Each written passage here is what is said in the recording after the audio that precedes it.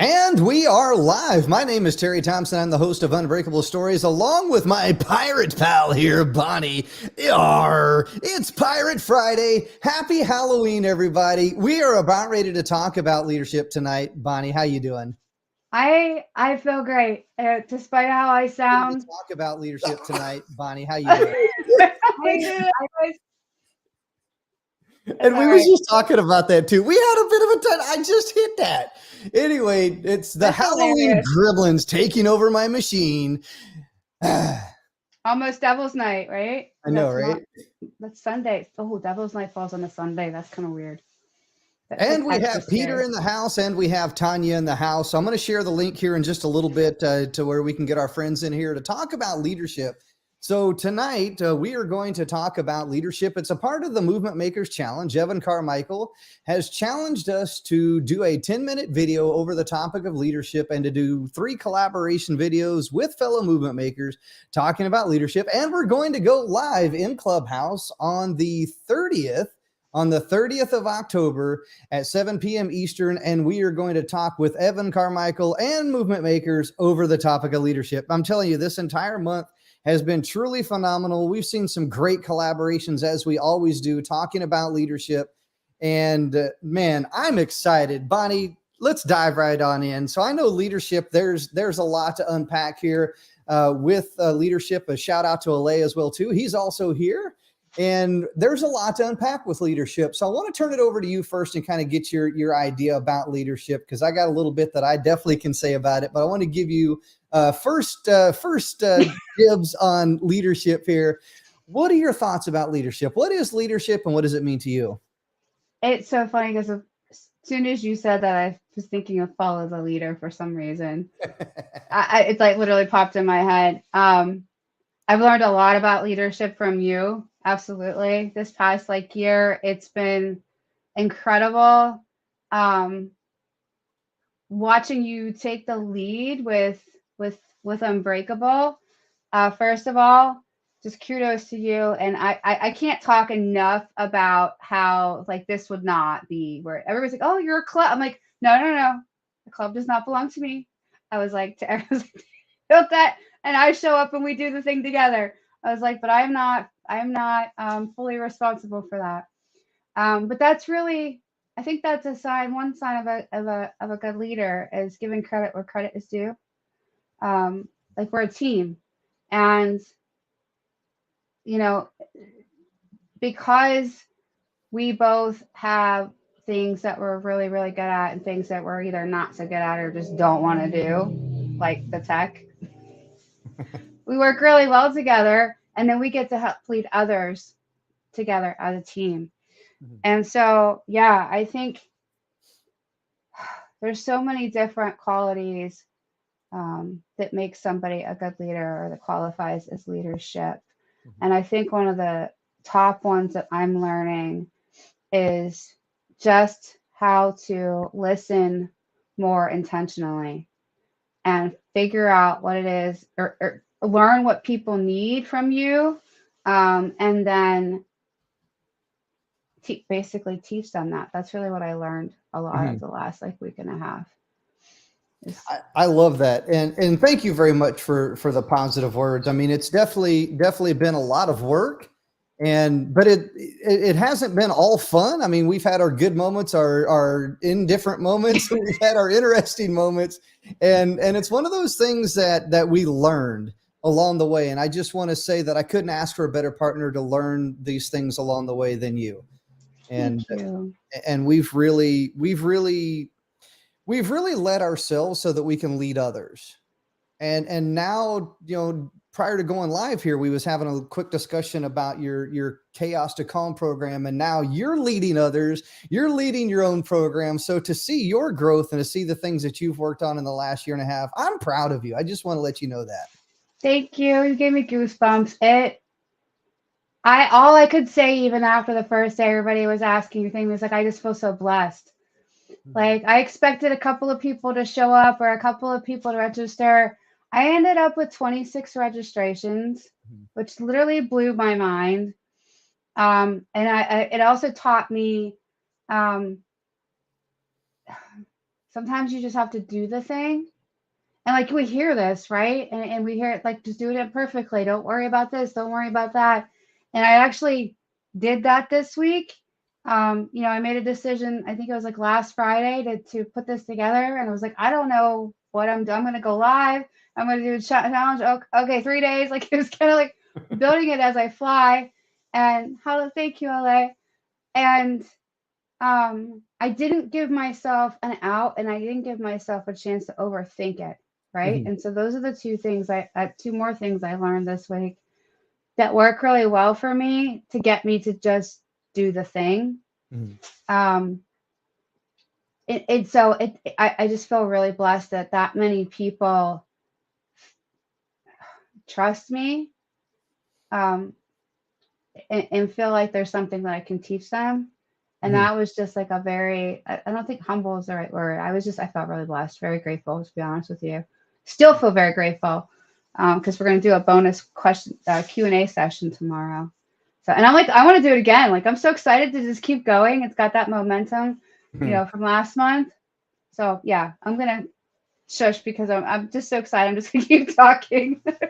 I love it. No, like I said, I participated in the event and to see everybody else participate, it's that engagement, and I love that you've created, the worksheets, the course, the information, and the engagement.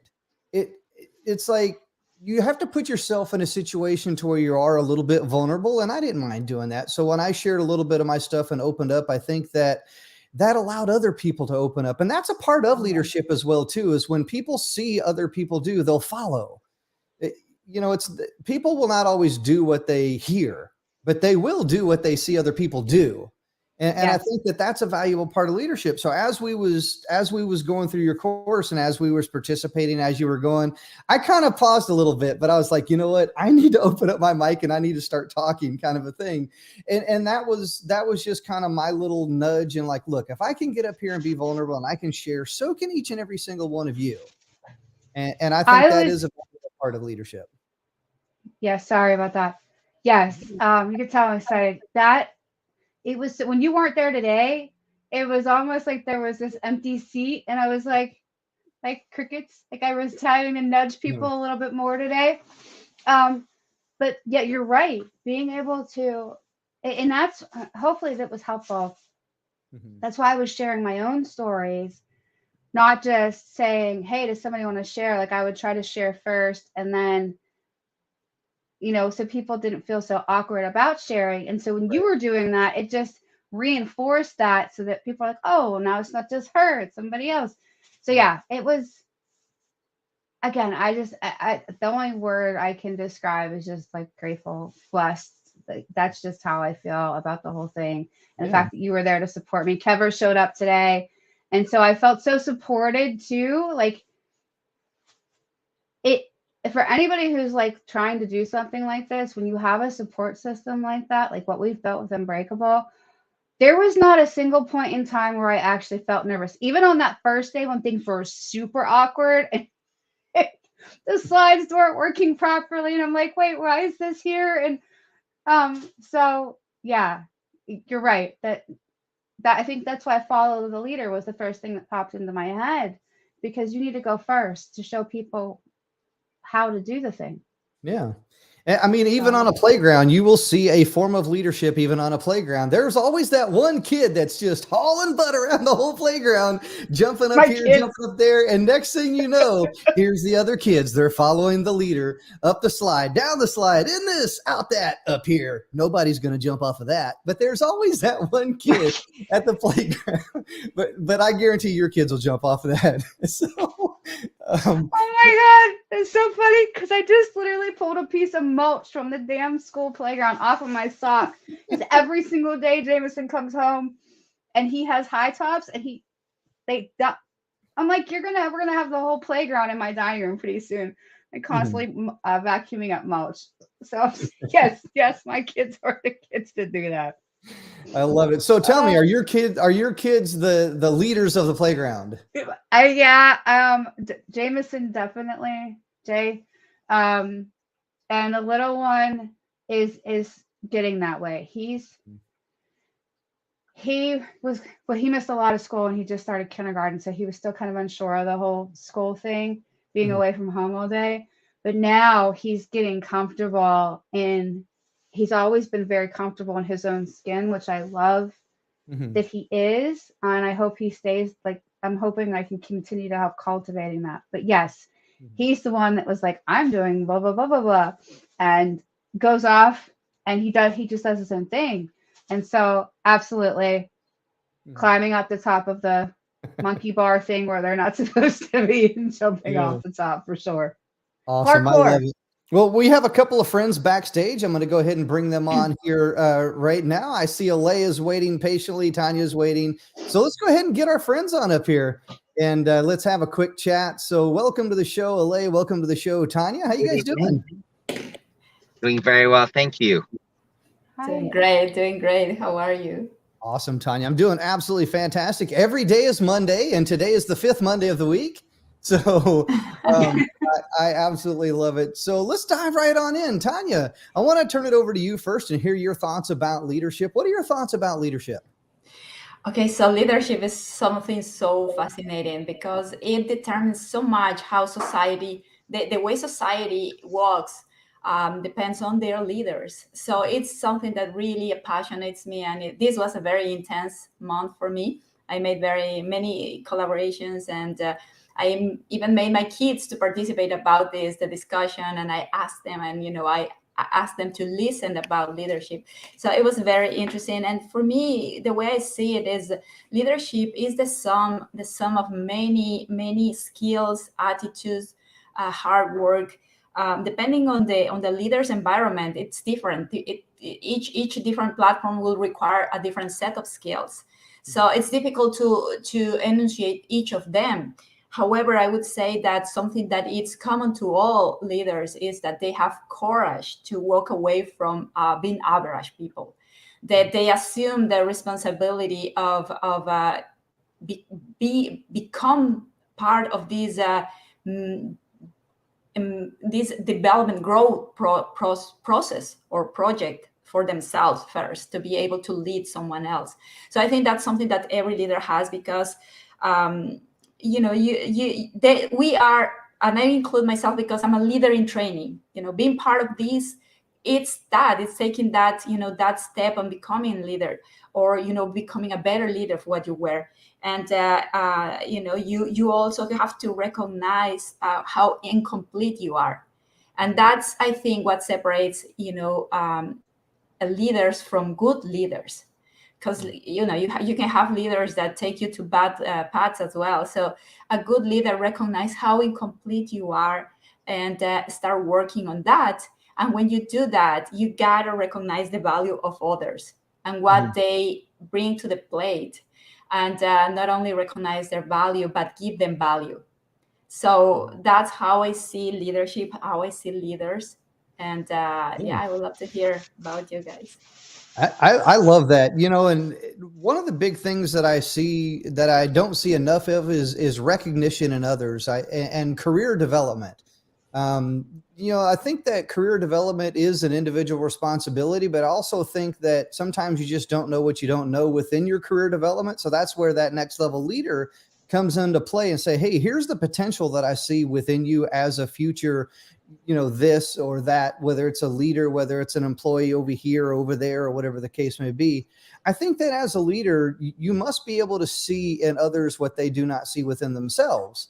And you touched on a little bit of that right there. And I think that training has a lot to do with that. I truly believe that developmental counseling has a lot to do with that as well, too, because, look at it this way. At the end of the year, we all have those performance reviews that are due. Hey, I need you to sign your performance review or fill out some stuff here, your competencies, your goals, your skills, all these different things. But whoever really takes the time to sit down and actually developmentally counsel the employees throughout the year. I remember my days within the military.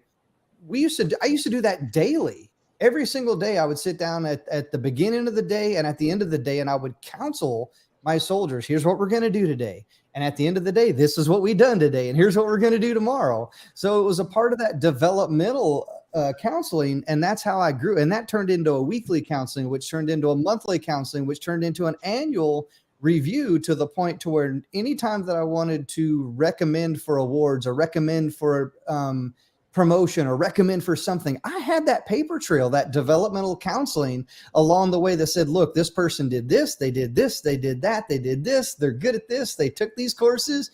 I had that trail to where I could take back to my leaders and say, look, this person's ready for promotion. And I could fully justify that.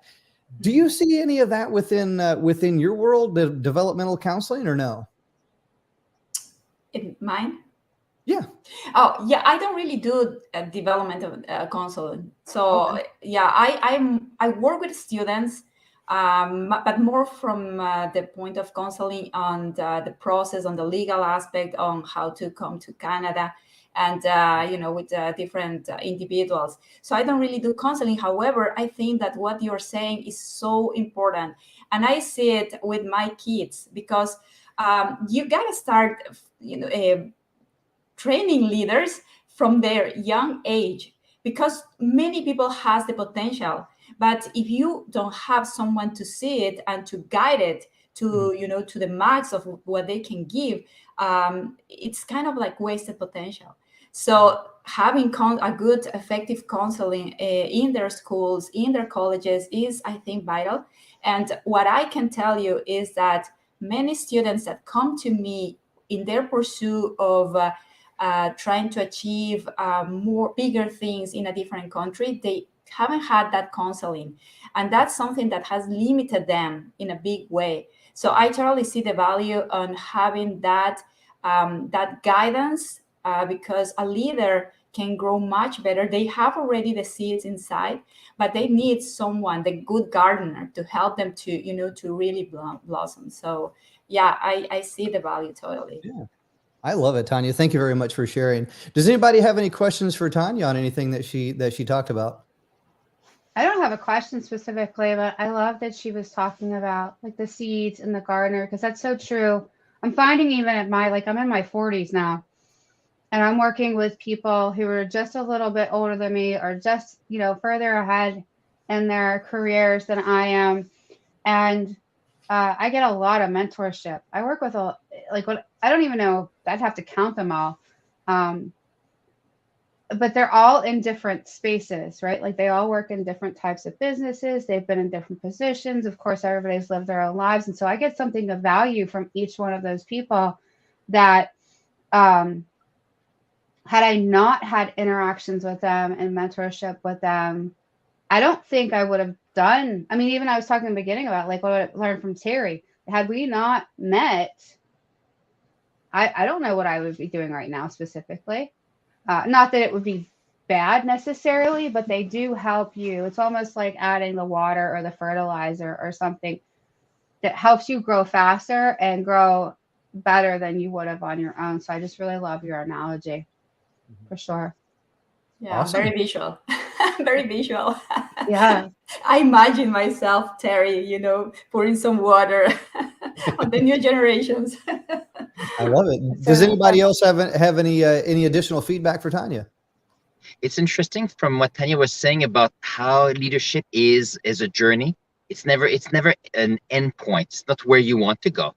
And to add to what Tanya and also Terry, interestingly enough, as a leader, if you help other people become better leader, everybody becomes much better as a group. And so it becomes a collaborative effort. And too often we think, well, I've met many leaders where they feel that a leader stands on the shoulders of others, whereas often if you are with the groups, what happens is everybody gets to know that you're all learning from each other. We're all vulnerable, and there's no set path for anybody to get there. And it's interesting to see how it goes. So that's all of the three of you in your comments made me think of that. Yeah. And I never had a big ego when it come to developmental counseling. I used to let my soldiers counsel me because I wanted to know how I was doing. And that worked in two ways. So one, it taught them how to counsel, and it taught me how I was doing from their perspective. And it really developed them. It gave them the skills. I was like, look, if you can counsel me, you can counsel your subordinates or your junior leaders whenever I give you people that you're in charge of. So one of the things that we used to do is we used to do role reversals. I used to constantly do role reversals. So within my team, we'd be like, all right, today you're going to be this guy. Today you're this guy. Today you're this guy. And we would rotate. So everybody within the team knew everybody's role. So that way, if, for example, this person was missing, gone, sick, whatever the case may be, I knew for a fact that this person over here could fill in because we would constantly do these swaps. These role swaps, I knew that if I told this person or asked this person, well, in the military, it was told, I didn't ask. It was like, if I told this person that they were going to do something, I knew for a fact that they could do it. They had the knowledge, the skills, the experience. And it was none of this, oh, I don't know what I'm doing. I can't do that. You know, and that as a leader, that's the worst thing that you want to hear. I actually have a comment about that. So in my other business I work with in finance, I'm fortunate to work with some really amazing people. And they actually, one of my mentors, Mr. Marshall, actually prepared me months ago. He was like, one of these days, we're just going to throw you into one of these client appointments and you're not ready and you're going to have to just be ready. And that's exactly what they did. Like when I least expected it, he was like, you don't think you know what you're doing, but if we put you like in the, your feet to the fire, I think is what it's called. I perform. I probably should get some counseling on that, but I perform fairly well under pressure.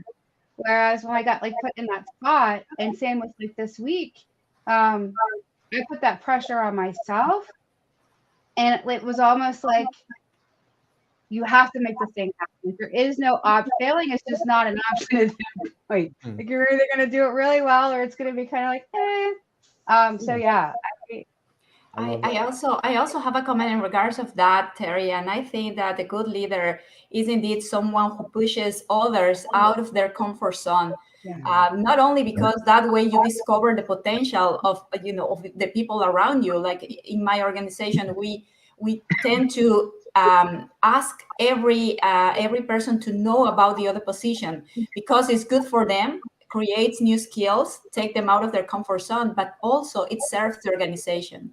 So it has a double purpose. And finally, the one that benefits the most is the client, because it doesn't matter what happens, you will have someone that can be a backup of the person that you're working with. So it's I think it's a very important quality of a leader to encourage others to get out of their comfort zone. Yeah, I agree 100%. Let's turn it over to Alay. I want to hear Alay's thoughts. Alay, what are your thoughts about leadership, and what are your thoughts about leadership? It's interesting because, and then I want to hear from Peter as well. It's interesting because today I was looking at a group of students, and it's interesting how different people have different leadership skills that other people sometimes are looking for. Because in a group, sometimes, as Terry mentioned, you always have the loud ones. They talk loud and then they take over the group and they become leaders. But sometimes in other places, you have someone that has a great presence, and just the presence of being there, and people feel comfortable and they follow them. And even I know some people, they're very quiet, but the quiet people, sometimes their leadership skills is they are grounding yourself. So sometimes just being with them, they don't say very much, but it helps you be grounded and then say, okay, this is where I'm at. Let's see what's the next step. So leadership sometimes could be with words, but often just being who you are and just the way you're being, your charisma makes a difference. And that's something that I had noticed today, actually, which was interesting. So that's what I would like to add to the conversation. I really want to bring to light one thing that you said right there, and that's the quiet ones. As a teacher, because I work in a classroom as well too. I've worked in a classroom. Now I don't work in a classroom, but I visit the classroom quite often because now I actually write the courses that the instructors teach. So in order to validate the courses, I sit in the classroom and I kind of see what they're doing. So here's one of the things that I want to touch on that you said, and I think it's really important. And that is, as an instructor, as a teacher, as the leader, you must be aware of the quiet ones, because it's often the quiet ones that really will not speak up to say that they're lost, to say that they're confused. Now, it's up to you to really kind of not necessarily put them on the spot or force them to do anything. And I think that there's a delicate way to do that. Like, hey, Do you have any feedback? What are your thoughts? And there's no right or wrong answer. I just want to know, what are your thoughts? So I think as a leader, you must clearly identify the ones that are either struggling, lost, not saying anything. And then at the opposite end of that spectrum, the person that's always the loudmouth, the one that has everything to say, has all the answers. How do you shut them down? I think, is there any way, like, hey, dude, I need you to just slow your roll. I got it. You're the subject matter expert, but we need to hear from other people within the class. And I've said it in more colorful ways than that, but I want to know, what are your thoughts? How, as a leader, do you control the one who knows it all versus the one who's not saying anything? Because sometimes there could be intimidation going on. There could be a lack of knowledge and skills, and they don't want to be embarrassed. How do you lead that? In some ways, it's a bit, just to add to what you mentioned earlier, often to give roles to a group makes a difference. So sometimes if you're in a group and someone talks louder than the other, you can give, for example, a role where they have to write down what is being said. So what happened is you can ask the person that tends to talk louder to have to listen to people that talk less, to be able to record what is being done. And also something that is interesting, sometimes people that are quiet, they may need some help, but sometimes quiet people, they just don't feel they have to prove anything because they have a handle of what's happening, but they don't feel that they have to lead or they have to show others how things are. And by giving roles to a group, then that's when you can get the talents of different people. And that's important. So someone to take notes, someone to listen a bit more, someone to share ideas, someone to sometimes even just to keep the time, saying, okay, well, you've got your turn. Let's give a turn to another person. So role playing and giving roles is a key here. Love it. I love Yeah, that. I just want to touch on that too. And I don't know if Terry, if you even remember this, maybe. I'm the type that, so now I'm comfortable in our environment. This is our group. I will speak up and talk. I'll take the lead role if I need to. But in the beginning, when I'm introduced to any new group, I am that quiet observer, and I'm literally just taking everything in, trying to figure people out. Deciding who's the person. I'm being honest. Who's the person I can trust? Who are the people? This goes back to school. Like, I was introduced to public school in 7th grade, which is I'm sure you know, it's a really awkward time for kids, right in the middle of the school year. I went to private school and I was homeschooled, and then I was dropped in a public school, kind of like in the ghetto, if you will. And so I literally spent the first several weeks, where can I sit in the lunchroom? Where can I sit in the classroom? Who do I want to talk to? Who do I need to stay away from? Who's getting into trouble? Okay, I need to stay away from those people.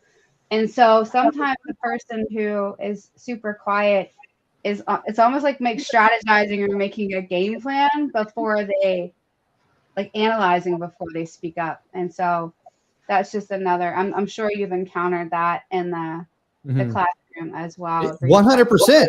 Would it shock you if I told you that I'm also that guy as well too? I will sit back and observe, and I will see, okay, who's the alpha? Okay, who's the person that knows it all? Who's the person that does? I will observe, and then whenever it's my turn to attack, and I do mean that, attack, I will viciously attack that entire classroom to the point that's like, why didn't you speak up sooner? Kind of a thing. And it's like, well, look, dude, like you said, maybe you know some things, maybe you don't know some things, maybe you're observing, maybe you don't want to position yourself as the subject matter expert or the alpha or whatever, however you want to label that. But would it shock you if I told you I was the same way? Really? Yeah, actually a little bit.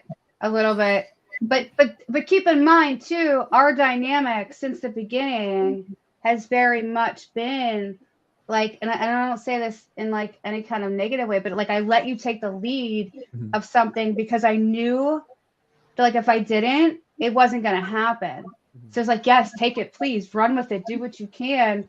And so you've right away become the face of what we were working on. And so I've never seen you in that role.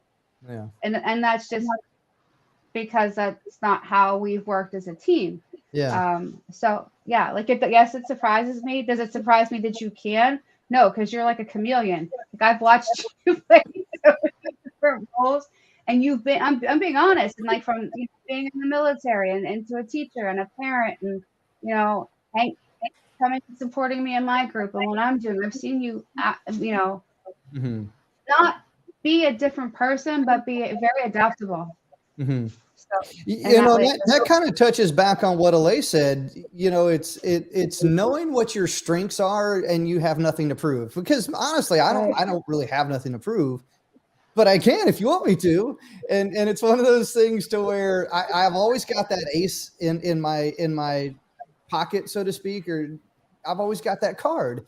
I'll sit back, I'll observe, I'll analyze, I'll be like, okay, because look, at the end of that, there's always somebody out there that's trying to size you up as a person, as a leader, as someone, of influence and impact. There will always be someone trying to size you up. So for me, my analytical brain is what causes that. I play small, and then when I'm ready to attack, boom, I have everything ready to go. I've analyzed everything. I know the strengths, the weaknesses, the opportunities, the threats. I have my knowledge, my skills, my experience. I have all that. And then I'm ready to lead. And, there's those people that lead by failing. There's people that lead by, I'm just going to go run into this wall and see how it works out for me. And there it is. I've never really honestly been that person. I've always been the person.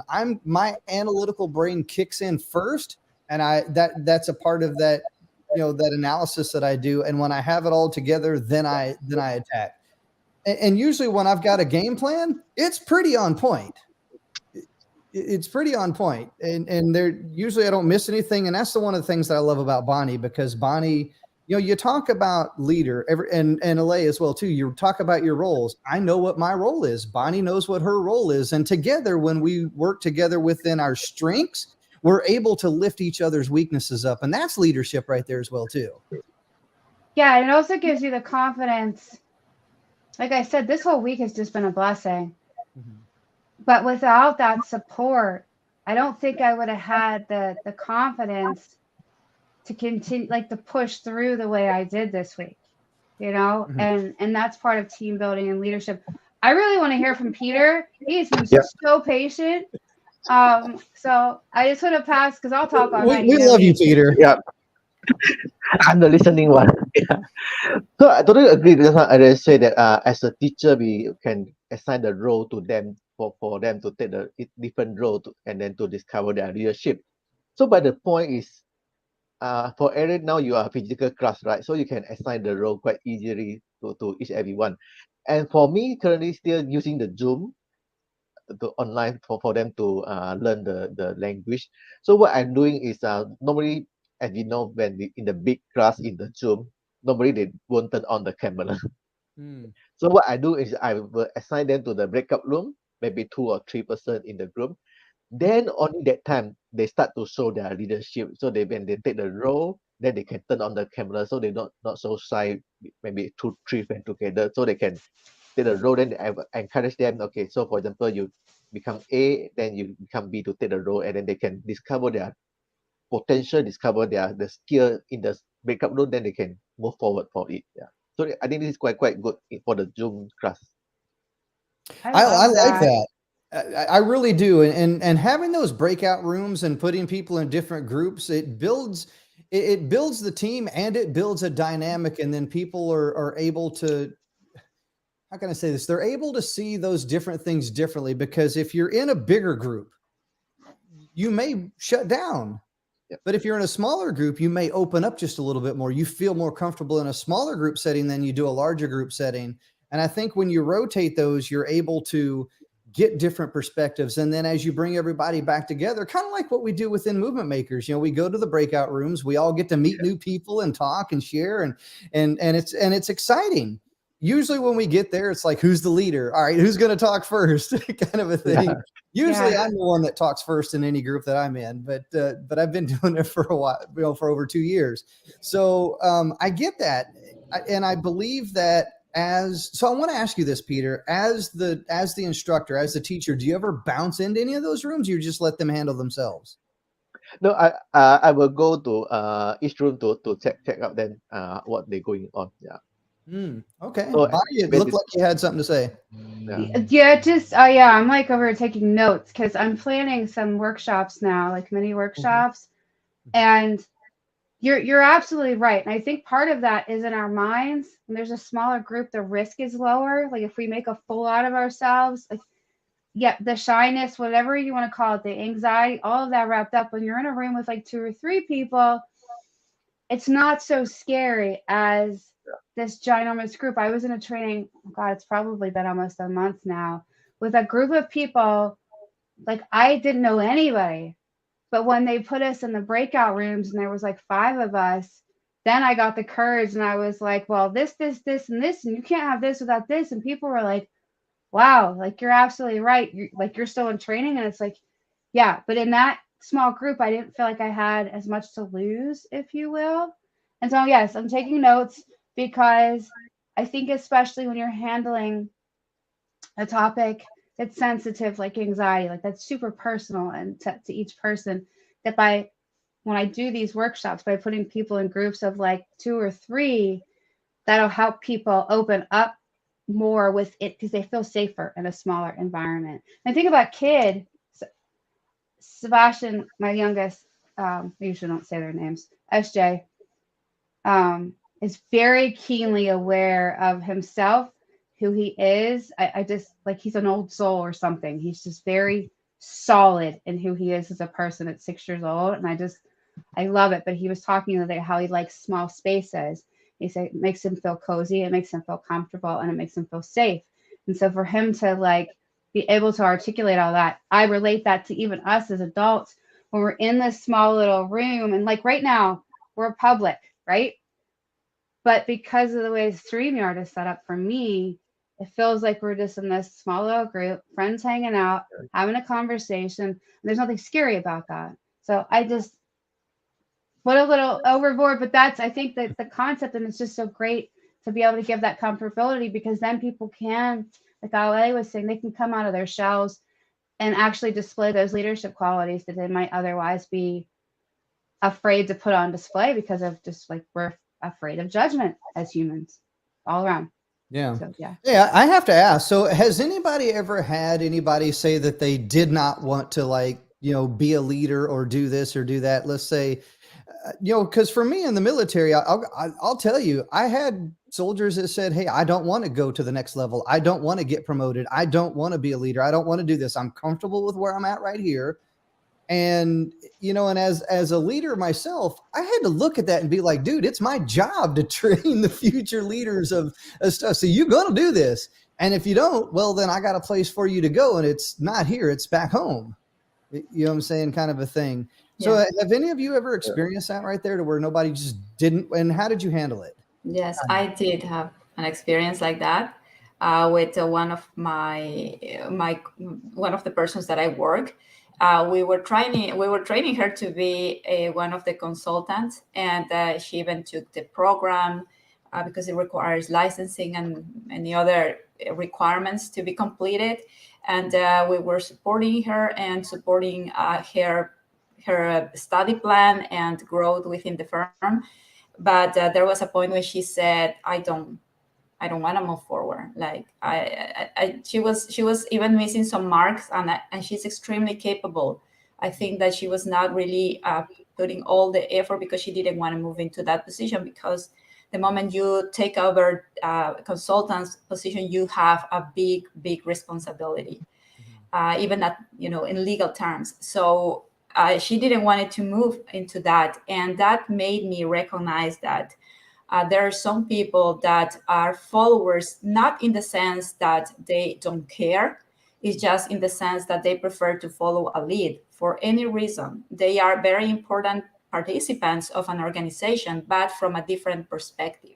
Mm-hmm. So, and that, that takes me to think that being a follower is not a negative trait. You need followers at certain moment. Otherwise, you need followers. The thing is, when it becomes negative, when the follower is indifferent, when the following is indifference, like I don't really care about what the rest do, or I am a selfish person that, but if the follower is committed to, to the organization or to the vision or to, the purpose, it's okay. Not everyone is going to want to be under the spotlight for any reason. It's part of the personality. Being a leader requires certain specific type of personality. Some people have it from the get going. Some other have to develop that, and some other people, they just don't want, and it's perfectly fine, I think. I love that you were saying that you said about it not being negative, because that was literally my thought, was that, I mean, we've got employers and we've got employees and we've got entrepreneurs. We've got all these people that have to that play different roles. And like you said, an organization can't function if there aren't people essentially following the rules and doing, playing in the different roles and doing those different jobs and whatnot. And so everybody can't lead all at the same time. Like, that's just not going to work. Mm-hmm. It's interesting to add to this, because when you think of leadership, there, as Tanya mentioned, you have some roles and responsibilities, but sometimes as you look at the leader's role, sometimes you're not interested in those type of roles for that leader. And there's an entrepreneur that I enjoy listening to, and his name is Patrick Bet-David. And in one of his speech, he was talking about how in his company, when someone knows where they like to sit in the leadership ladder, then the person feels more comfortable, they can excel, and the company does better. So his idea was, there's some people, they want to be the top leader, which is the CEO, for example. But there's some people, they just love to be on maybe the third one from the top or the fourth one from the top, because maybe instead of being part of the upper management, they prefer to be working with individuals and be more like doing the legwork, because that's what they like to do. So I cannot read 360. Okay, you'd have to tell me about the book. But so, for example, I've done different leadership roles, and I'm happy where I'm at right now. That gives me a chance to excel, and I enjoy much better what I do with respect to this job. And that gives me energy to focus on other things outside of the work environment. So that's something that is interesting. But tell me about that book, 360, Terry. So it's the 360-degree leader by John C. Maxwell, and it's exactly what you were talking about. You can be a leader anywhere within an organization, and when you can perform 360-degree leadership, it doesn't matter where you are within the organization. You're going to lead something, even if it's just leading yourself as an employee. We talk about employees, we talk about employers, we talk about leaders. You know what? The first person you lead is yourself. So if you get up in the morning, you get yourself ready, you go to work, you're leading yourself. That's already a form of leadership right there. You have tasks, you have things that you must perform each and every single day. You have due dates, you have timelines that you got to meet, you have responsibilities. You're leading yourself to complete those tasks. So whether people believe it or not, you're a leader. You're a 360-degree leader. No matter where you are, there you are. Yeah. And the first thing that you're leading is yourself. Mm-hmm. Yeah, that's a really great point, because this week I could have very well just been like, I'm not feeling it. My voice was just totally destroyed on Wednesday. I was annoying myself, and when you know annoying yourself, when you talk, but I could have just been like, oh, this is my excuse to not show. This is my reason to not show up, and nobody would have questioned that. Oh, she's sick. She doesn't feel well. She sounds like crap. That's totally like legitimate. And I was like, no, I committed to doing this thing. It's 1 hour of my day. I can rest before and afterwards. And for me, that was like it was a huge accomplishment to be able to show up. Mm-hmm. But you're right, because there was definitely points within the day where I was like, oh my God, I can't do this. And had I not had that in my calendar, had I not had other people depending on me, I probably would have been laying on the couch, just resting, drinking tea, ice pack. And that's reasonable. But I love what you said about how, like, as soon as that alarm goes off in the morning, you have a decision. You can either be a leader or you can go back to sleep. Mm-hmm. Yeah. Exactly. Every day is an opportunity. It truly is. Every day is an opportunity to do something. So I kind of want to share my thoughts before we get ready to go around the round table and close things down. So I want to share my thoughts about leadership. So real quickly, and I'll give the very short version of it. I grew up in a military family, and my mom was married 4 times. 3 of those guys were all in the military. So I had 3 military father figures as I was growing up. And I never wanted to join the military. It was the furthest thing from my mind, but I ultimately ended up joining the military. And it was one of the greatest things that I ever did. So I served in the military for 24 years, multiple combat tours. I've been retired for almost 5 years now, and I'm still serving in a role. And I'm growing as a leader, developing as a leader. I've written a few books about leadership. So I have one of my books called Leadership Solved. I have another one called Leadership Secrets Every Leader Should Know. And I think I know a thing or two about leadership. I've read a lot of John Maxwell books, taken a lot of courses, done a lot of things. Now, I'm writing courses for instructors to teach within the classroom. So I'm leading them. I serve in a leadership capacity in a lot of different ways, whether it's leading on Clubhouse, leading here on YouTube, leading at work, leading at home, leading here, leading there. There's always an opportunity to lead everywhere that you go. And, and everybody has a role. There's the leader and there's the led. I learned that when I was in the military as well, too, the difference between the leader and the led. And I had to learn the difference between the two, because not always did I want to be the led. I wanted to be the leader. It was one of those things that I didn't like the leadership that was around me. So that was my motivation for wanting to progress. That was my motivation for wanting to go through the ladder and get to the top. And although I didn't make it all the way to the top, I made it pretty close. So I was enlisted, and the highest you could go was E9. I made it to E7 when I retired. So I was close to the top there. And it's one of those things that I just didn't like all the things that I was seeing. And ultimately, it was time for me to go. I had to go. When I started seeing the changes, I started seeing the things that I could no longer influence and impact. It was time for me to go. So I had to make that leadership decision for myself to know when it was time to go. And I think that, we have a lot of people that struggle with that. We have leaders that are in positions that don't know when to go. They hang around, and next thing you know, they become toxic. The company becomes toxic. All the above. There's a lot to unpack with that. But for me, growing up in a military family, growing up in the military, I have a military answer. I have no choice but to say that, because that's the only thing that I know when it comes to leadership. And leadership is the accomplishment of the task or the mission through the efforts of others while providing purpose, motivation, and direction. And when you provide purpose, motivation, and direction to those that you lead, they will take action and they will get a result. You hear me talk about this all the time. It's the same stuff that I learned when I was in the military. And Peter, I love your animations, man. And I know you did one of my animations of be, know, and do. And that right there is a leader. A leader, you must be. If you want to be something, you must know the things that you want to be, but more importantly, do those things, because it doesn't matter what you say. I could spit all the hot air that I want to all day and all night long. People are not going to follow unless they see the things that you're doing. That's be, know, do. Okay. Yeah. I want to be a good leader. I want to be a great leader. And it takes knowledge. It takes skills. It takes experience. That's investing in myself, taking courses. I mean, I have a business degree. I don't really have to go get another degree or anything like that. But guess what? I'm still investing in myself. I'm still taking classes, still taking courses, still doing things online. And I'm putting within my toolkit all of these different things, because you know what? If I don't grow, I cannot grow others. And that's leadership right there. I first must grow before I can grow others. Nothing is worse than someone standing in front of a leader and you say, I don't know. Now, let me wheel that back in. If you don't know, that's fine. You must also first be transparent, say, you know what? I don't know, but let's go find out. That way you bring it together. You say, you know what? If I don't know it and you don't know it, let's go find out. And I've had a lot of people say, oh, I'm going to go find out and I'll come back to you later. Well, that person never comes back. So that's the reason why it's important to say, let's go find out.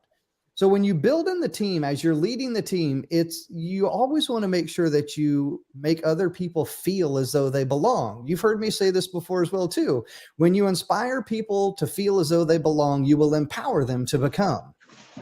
What are they becoming? Well, they're becoming a lot of things. They're becoming unbreakable. They're becoming leaders themselves. They're becoming more knowledgeable, more skillful, more confident, more courageous, more whatever. They're becoming.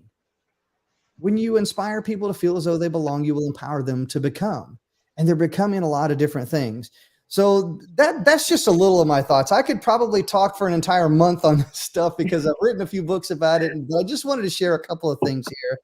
And here's what I want to do. I want to go around the horn here, around the table, and I want to hear people's final thoughts. So let's go with Tanya, Peter, Alay, Bonnie, and I'll close out the show here, and then we'll do an after party real quickly because both Bonnie and I have things to go do here within about 10 minutes. So I want to make sure we get things closed. So let's turn it over to Tanya. Tanya, final thoughts. Thank you, Terry. It's amazing. I love listening to you, and I think that leadership it's about making those changes that makes a better now to others, and it's not about us; it's about others. We do all these. If we do all this, if we grow ourselves, if we become better ourselves, it's because what you say, you have a goal that it's improve what it's currently happened somehow, offer better situation to others. And in the end, being leaders, I think it's not about taking the best place in the table. Is making sure that everyone is well served, everyone has been has been nurtured, has been provided an opportunity to contribute, to grow, and to feel motivated, inspired to go and take action and do better for themselves and people around them. So that's how I see leadership. And I was thinking about that while I was doing dinner. I was preparing dinner. Like exactly, it's not about you taking the best place in the table. It's about serving others. And I served Bonnie tonight by sending her a text message of my suit. I'm just playing, but I did. I actually texted my dinner to Bonnie here tonight. we was memeing each other up about an hour before we went live here. Wow. Awesome. All right, Peter, over to you. What are your final thoughts? Yeah, I totally agree that just how you mentioned about the direction. Yeah, so for the John Maxwell also mentioned before, so the leader, know the way, goes the way, and you show the way to others. So for example, just now Tanya also mentioned that we need to encourage the person to move beyond their comfort zone. So when they move beyond their comfort zone, they can be from the crawl, then they can walk, and then they can run, and then they can fly. Thank you. Back to you. I love it. Alay, what are your final thoughts? It will be easy. I just want to thank the panel because you all had great ideas and great contribution. And I think that just listening to all of us tonight, I think I'm just becoming a better leader for tomorrow. So thank you, all of you. And that's my word for tonight. I love it, Alay. Thank you very much for being here. Bonnie, what are your final thoughts? I just want to say thank you for everybody for being here and just sharing your perspective as always. And I just happened to look up, I've got a picture of my younger kiddos from pre-pandemic, so several years ago, and the older one's holding the tablet and pointing while the little one, he was like a baby, my youngest was a baby, and his eyes are wide open. And it's just like a perfect example of how even kids are leading one another and teaching one another, and how my older kids are sometimes teaching them stuff I don't want them to, but they're leading, the older ones are leading the younger ones. And in that way, they're serving, they're saying, hey, I've done this. Hey, don't do that because you're going to get trouble. Hey, let's go do this and get in trouble. Like, so I just happened to look up at that picture, and it does, to Tanya's point, it is very, very important to start with these guys when we can as kids and instill that the self-confidence and the self-worth, and make them feel capable, and teach them to do things on their own, to give them that independence, which is also going to help build their confidence in leadership. And I think that's why my youngest is the one at the top, not just because of me, because he's got 3 older siblings, and his dad and I. He's very confident, like I said, in who he is. And I think he's going to grow up to be an amazing leader. And if we can help kids feel like that, empower the kiddos too, we're going to have some really amazing leaders on our hands in a few years here. So I love that. Your kids are definitely leading the chaos. That's for sure. Definitely the inspiration too for my for my program. I missed the that's a whole nother topic for another day. Theta meditation music really works, guys. If you're trying to focus, earbuds, Nerf war going on, and I still wrote a 21-day course. So no, when you told me about that, I definitely went right to YouTube and I looked up Theta stuff and I listened to it on the drive home, and it actually helped me stay focused instead of road raged around all the other things going on around me. So I listened to it on the drive home. I'm so glad to hear you say that, because we've definitely had some on the road conversations.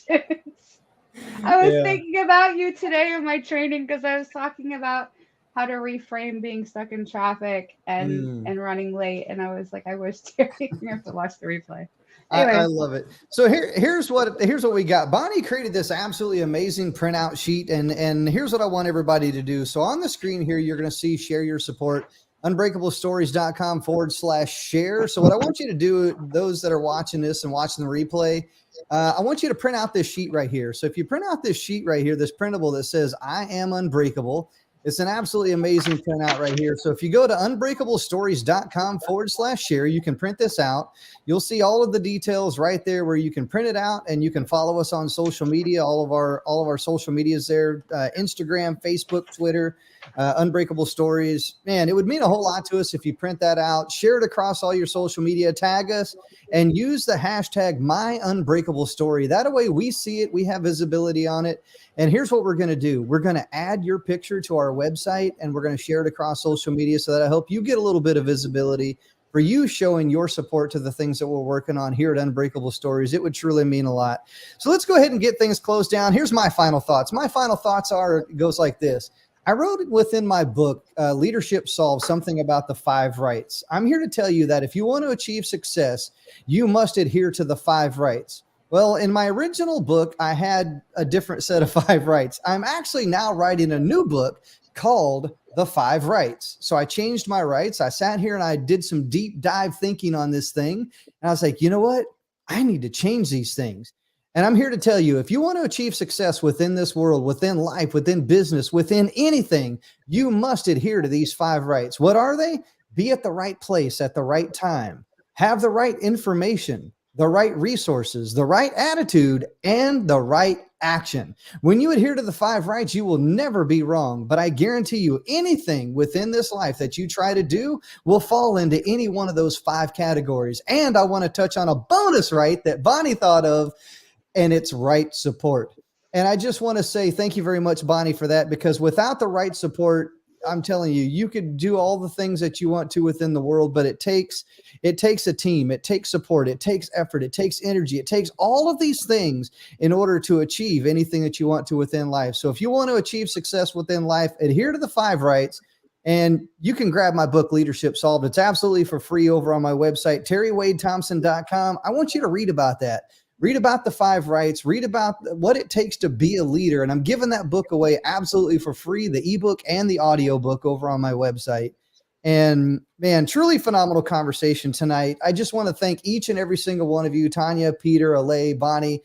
Thank you very much for sharing your valuable knowledge, your skills, your wisdom, your insights. It truly means a lot to us and those that are going to watch the replay. Thank you very much for being here. Thank you. Thank you for hosting. Thank you, Bonnie. Thank you, Terry. Amazing job. Thank you. Awesome. Well, once again, thank you very much for watching. My name is Terry Thompson. I am the host of Unbreakable Stories, along with my co-host Bonnie and our amazing friends up here on the panel tonight. Thank you for watching. We will see you in the next video.